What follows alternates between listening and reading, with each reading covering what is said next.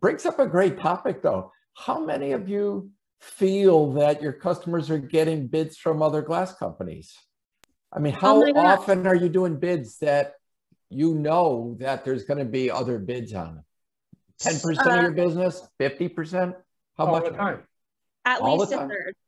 At least a third. I always assume that everybody's getting a bid somewhere else. Just Yeah. like, I always assume the NSA is listening in on my phone call. Try to be on my best behavior all the They're time. watching us tonight, too. And are your bids and your presentation better than everybody in your market? Are you doing social media links in there? Are you giving them before afters? Are you telling your story?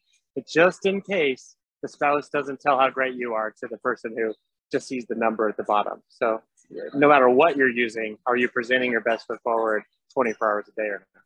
I guess that's what I was getting at is how are you building your brand? How did they hear about you and why did they come to you? Christina, why did they come back and ask you if you would match the price? It's telling me they want you to do the work because if the price is better, why didn't they just go with the other guy? Why are they even coming back to you? So there's got to be a reason there.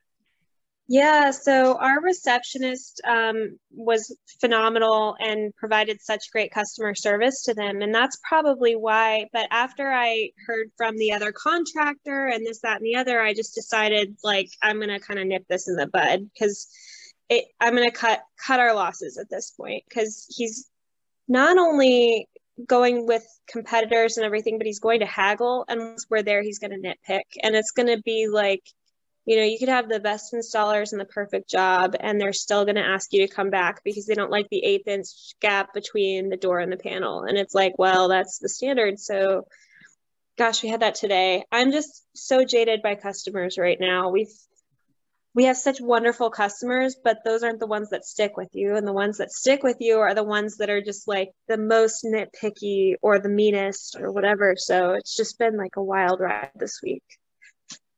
Anyway, sorry. It's really hard to turn that off.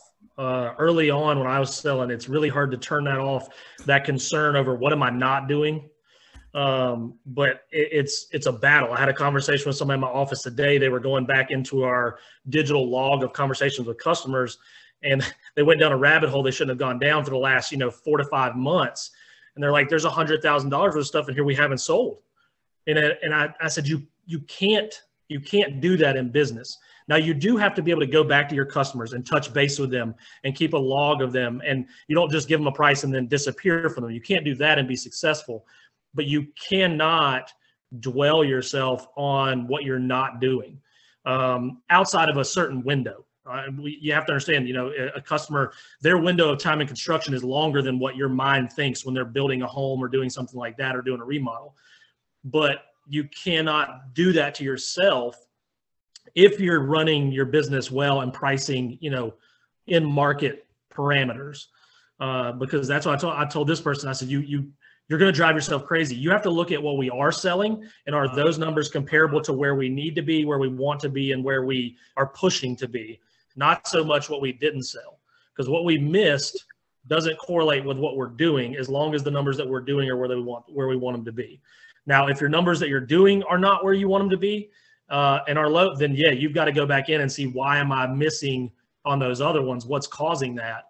But if your volume is high enough, I drove myself crazy in my young days of selling showers because it was a very different market.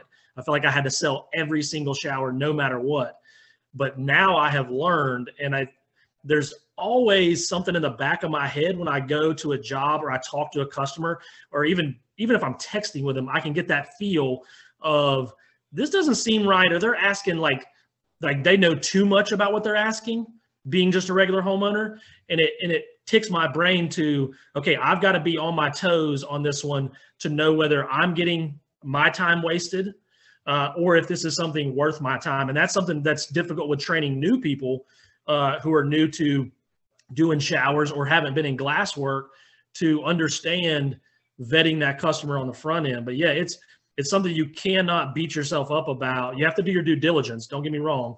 And a lot of digital platforms are great for that.